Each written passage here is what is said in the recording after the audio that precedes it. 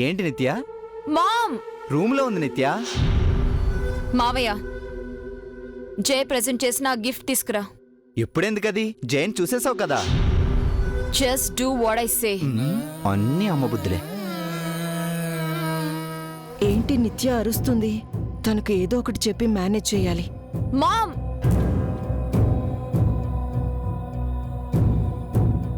ఏమైంది నిత్య?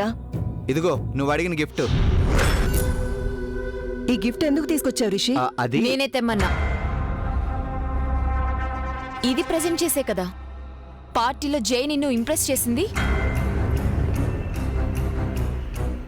Come on ma'am, చెప్పు. అవును. అంతేనా? గిఫ్ట్ ని చూస్తే జైన్ చూసినట్టే అని కూడా చెప్పింది. ఆ రోజు దీన్ని చూడకుండా మిస్టేక్ చేశాను మావయ్య. చూసుంటే ఇంకోలా ఉండేది. ఇప్పుడు ఏమైంది బేబీ? నువ్వు పార్టీలో జైని చూడకముందే నేను తనని చూశాను మామ్.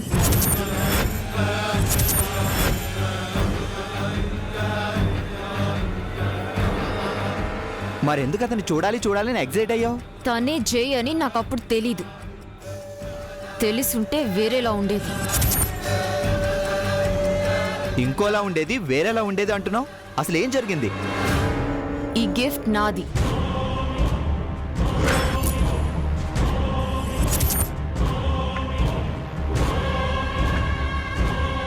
వాట్? ఎస్ మామ్, జై నన్ను చీట్ చేసి తీసుకున్నాడు. అంతేకాదు, కాఫీ షాప్లో జైని కలవడానికి వెళ్ళినప్పుడు కూడా అతనని తెలియకుండా గొడవ పడ్డాను. ఆ రోజు దారుణంగా హర్ట్ చేశాడు నన్ను. నా కార్ని ట్రాఫిక్ పోలీసులు తీసుకెళ్లేలా చేసి నా ఈగోని నడి రోడ్డు మీద నిలబెట్టేశాడు.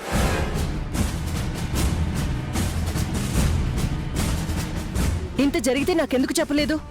ముందే చెప్పుంటే ఈ ఎంగేజ్మెంట్ అంతా జరిగి ఉండేది కాదు కదా. అందుకే మిస్టేక్ జరిగిందని చెప్తున్నాను మామయ్య. ఇప్పుడేమంటావు నిత్య?